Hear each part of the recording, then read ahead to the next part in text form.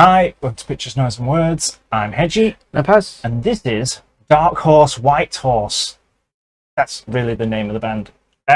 Song called Judgment Day, and it's on an EP, which looks like that. It's self-titled EP, so it's just called Dark Horse, White Horse. So the important part here is Marcella Bovio, who is the singer.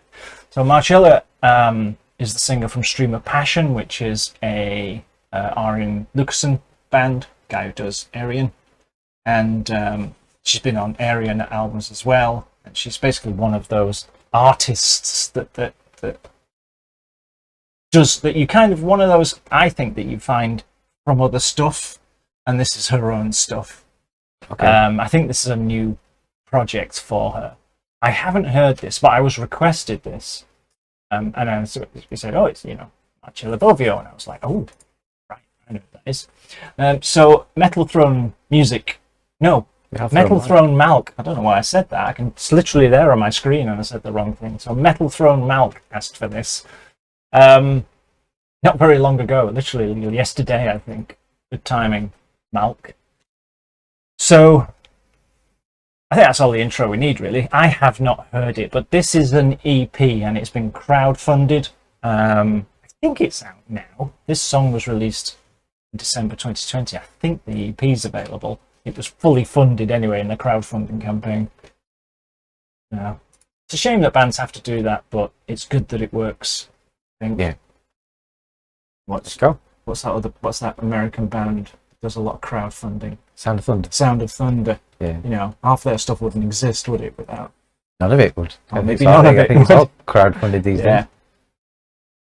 Anyway, see what we get.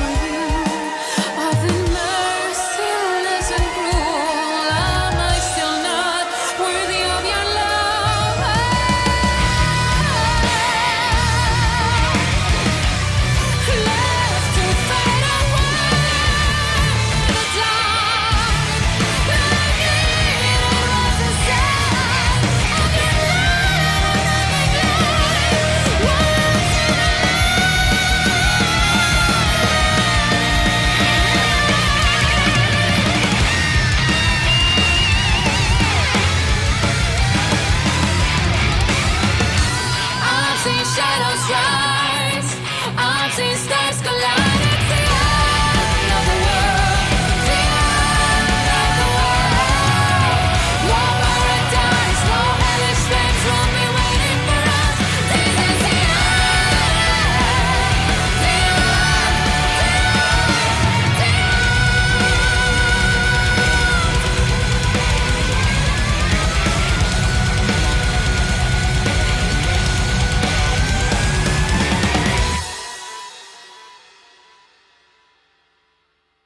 A lot heavier than I was expecting Dark Horse, White Horse to be. That's certainly heavier than like Stream of Passion Yeah. stuff or whatever. You can see why she turns up in other people's projects, can't you? Now, I'd like to ask the question: Did they have the chorus first? Because that chorus was really, really good.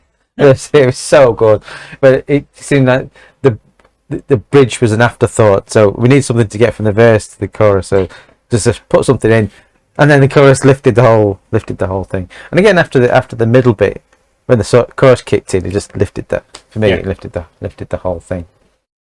It's one of those deceptively sort of listenable songs, but there's quite a lot going on.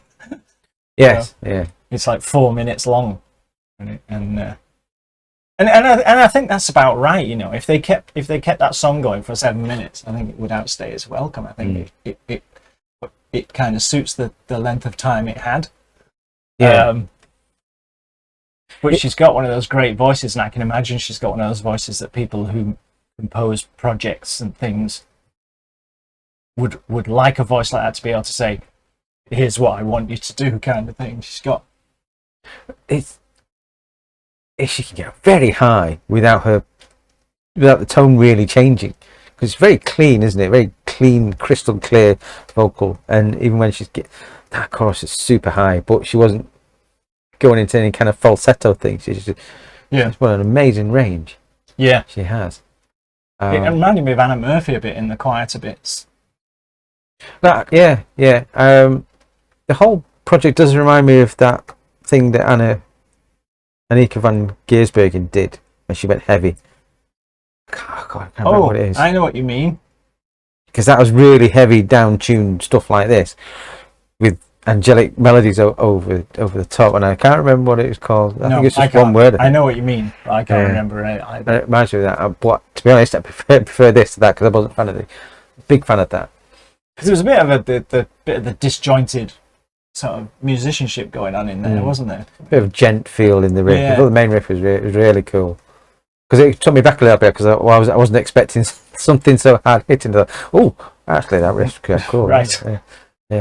Yeah. It's that thing where you can have some music that belts along or is quite heavy or whatever, and have a nice clean voice that goes with it. And this is so a really cool example of what I said during our vocalist discussion, is that this is a female vocal sounding like a female vocal. Does that make sense? Yeah. So the vocals and the inflections and the way she constructs the melodies are basically stop making female vocalists sing like men. I don't think it's that. I think just don't follow. If you get a female singer, don't get them to sing like what we used to in metal. Yeah, because metal can incorporate anything, and if you get it, this stuff really works. So yeah, I'm gonna have to listen to that again. That chorus was just it's amazing. I wish I'd written that. So EP, say, out on probably Bandcamp or somewhere like that. There's probably a link to it underneath the video. Not, but anyway, I'm sure you can get it from Bandcamp or somewhere like that. Go get it. These people need support, or they'd stop producing this stuff. I mean, they've had to crowdfund that one. Cool. That's cool. Yeah. Let me know. See you soon. Bye. Bye.